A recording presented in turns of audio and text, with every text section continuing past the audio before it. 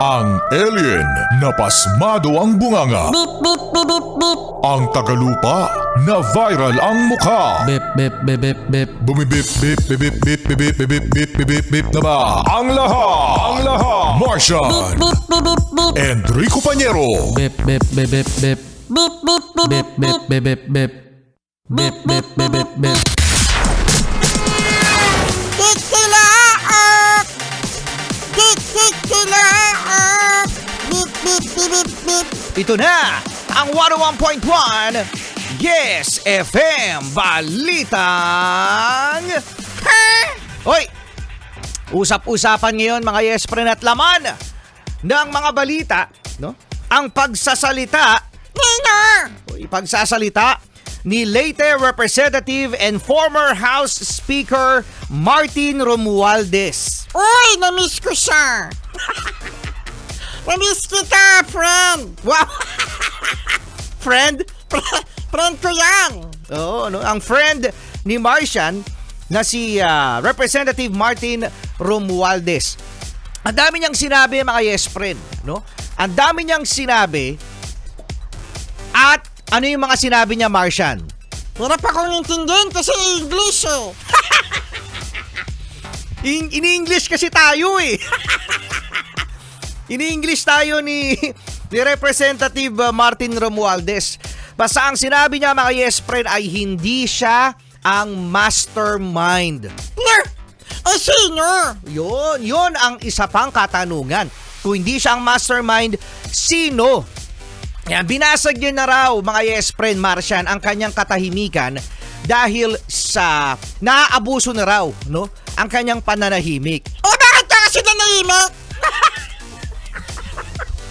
Bakit kayo wala magsasalita? Oo, bakit kaya Martian? Bakit kaya ngayon lang nagsalita si Representative Romualdez? Alam niyo ba kung bakit? Bakit nga? Kasi nahuli na si Saldico. Ayun, no? So nung nalaman siguro ni Romualdez na nahuli na si Zaldico, aba, syempre, Laglaga na. laglaga na. Oo, no? So, araw, linggo o buwan ang binibilang mga yes friend para mapauwi dito si Zaldico, no?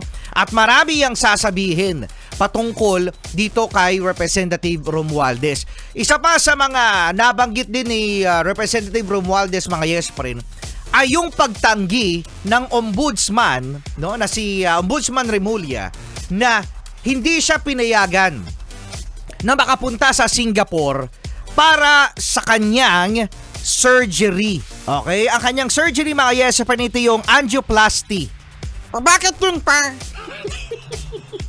Bakit dun pa? Bakit dun pa pwedeng mag-surgery? Hindi ba pwede dito sa Pilipinas? Oo nga. Marami dito magagaling mga yes friend na doktor. Oo, no, marami rin akong kakilala mga yes friend, naka-opisina rin, no, na nag-angioplasty pagkatapos gumaling naman, no, at magaling ang kanilang doktor. So sa mga yes friend natin diyan, nakakapagtaka laang dahil sa bakit kaya nung ganito mga pagkakataon ay bigla siyang lumabas at pinagtanggol ang kanyang sarili. Kasi alam mo kung bakit. Oh, ito si Martian ang daming nalalaman. O ayoko na lang, manahimik na lang.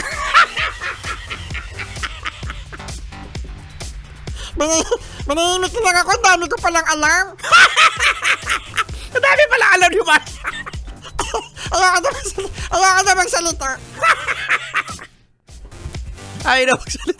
Ayaw na magsalita. Naku, kaabang-abang mga yes friend, ano? Isa na namang chapter ang ating susubaybayan dito kay Congressman Martin Romualdez. Friend! Miss ka namin! Charlie Cute Morning! Putting them out.